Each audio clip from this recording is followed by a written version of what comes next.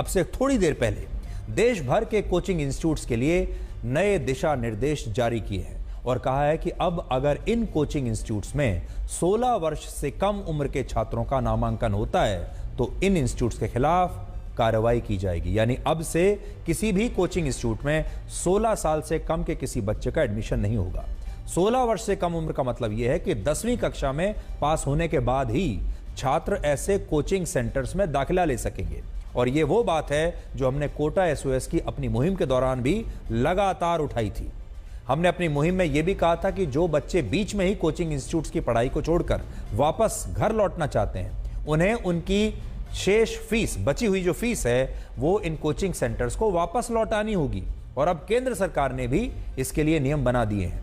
नए नियमों के तहत अब अगर कोई छात्र बीच में ही कोचिंग सेंटर से पढ़ाई छोड़कर घर जाना चाहता है तो उस छात्र को उसकी जो बाकी की बची हुई फीस है वो कोचिंग सेंटर को लौटानी पड़ेगी। यानी अब अगर आप बीच में जाते हो छोड़कर अपना कोर्स तो आपको बाकी की जो फीस है वापस मिलेगी। इसके अलावा हमने ब्लैक एंड व्हाइट में यह मुद्दा भी उठाया था कि ये कोचिंग सेंटर्स अपने विज्ञापनों के जरिए छात्रों को भ्रमित करते हैं और अपने कोचिंग सेंटर में पढ़कर नीट और जेईई की परीक्षा में असफल होने वाले छात्रों के बारे में कभी कोई जानकारी देते नहीं। यानी जो सफलता का इनका दर है वो तो बताते हैं, लेकिन कितने लोग सफल नहीं हुए ये तो कोई बताता ही नहीं। और अब यही बात केंद्र सरकार ने भी कही है। इन कोचिंग इंस्टीट्यूट्स को बताया गया है कि अगर वो भ्रामक विज्ञापन दिखाते हैं तो इसके लिए उन पर कार्रवाई होगी। इसके अलावा ये कोचिंग इंस्टीट्यूट्स अच्छी रैंक और नंबरों वाले विज्ञापन नहीं दे सकते और जो फीस छात्रों से ली जाएगी उसे उनकी पक्की रसीद भी छात्रों को देनी पड़ेगी। तो मेरे पास, मैं आपको एक एक करके बता देता हूं।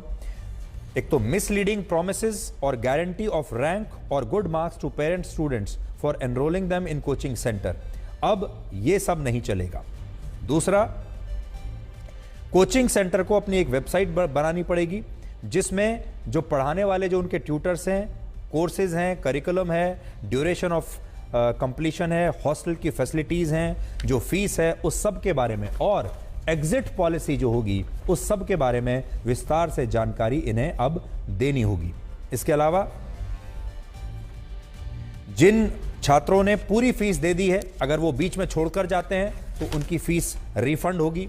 कोचिंग सेंटर्स में अब एक वीकली ऑफ अनिवार्य कर दिया गया है और एक छुट्टी छात्रों को भी मिलेगी और पढ़ाने वाले जो अध्यापक हैं उन्हें भी मिलेगी।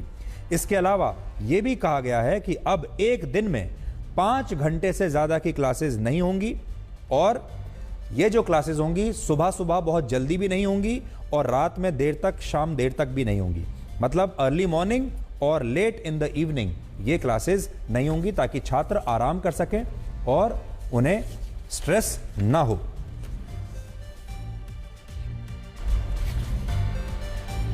छात्रों को और छात्रों के माता पिता को स्पष्ट किया जाएगा कि कोचिंग सेंटर में एडमिशन का मतलब ये नहीं है कि उनका मेडिकल, इंजीनियरिंग या मैनेजमेंट के किसी कॉलेज में एडमिशन की ये गारंटी है। ये स्पष्टता से उन्हें बताना होगा। और जो कोचिंग सेंटर्स में असेसमेंट टेस्ट किए जाते हैं, जो वीकली टेस्ट होते हैं, अब उनके जो नंबर हैं, उनके जो मार्क्स हैं, वो सार्वजनिक नहीं किए जाएंगे और जो कोचिंग सेंटर्स इन कानूनों का पालन नहीं करेंगे उन पर कार्रवाई होगी। पहली बार जब वो कानून तोड़ेंगे 25,000, फिर 1 लाख और उसके बाद उनका जो रजिस्ट्रेशन है वो भी रद्द किया जा सकता है। तो ये एक बड़ी सफलता है।